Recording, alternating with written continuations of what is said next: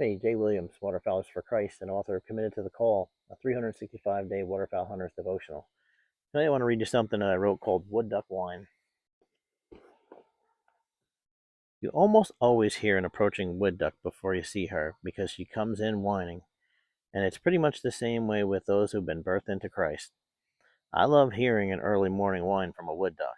There's nothing quite like it, and you know what kind of duck you're dealing with right away because of it. In the same way, I have learned to love a good Christian whine too, because it shows that the person has actually been reborn.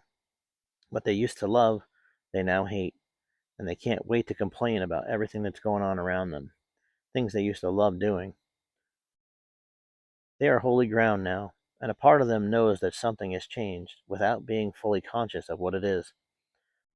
A holier-than-thou attitude reveals a certain identity in much the same way that a wood duck whine exposes the duck approaching in the dim morning light for what it really is. At the same time, unlike the hen woodies, this shows that the person in front of you, now a part of the bride of Christ, is just a baby. It's a beautiful thing for the Christian to watch these babies whine, at first, if you are able to discern what you're seeing. At the same time, it's necessary for these people to come to an understanding that they must grow up and grow out of their initial shock at having been separated from the way of the world.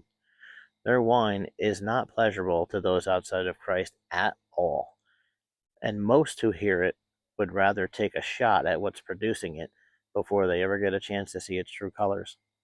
Pointing out that everyone else around you is steeped in sin while you are not has to fade. Recognizing that the Word of God is true and that it, sharper than a two-edged sword, has indeed separated your spirit from your flesh is wonderful, but it has to become a posture of gratitude for you toward God. As the Christian baby matures in knowledge and wisdom, the accusatory whine must fade.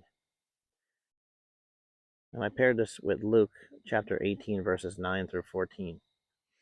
Also, he spoke this parable to some who trusted in themselves that they were righteous and despised others.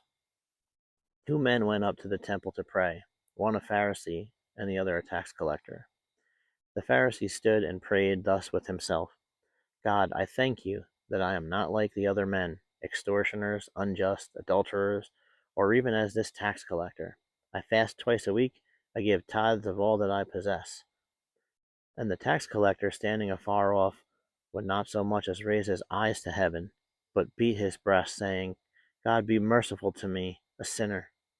I tell you, this man went down to his house justified rather than the other. For everyone who exalts himself will be humbled, and he who humbles himself will be exalted.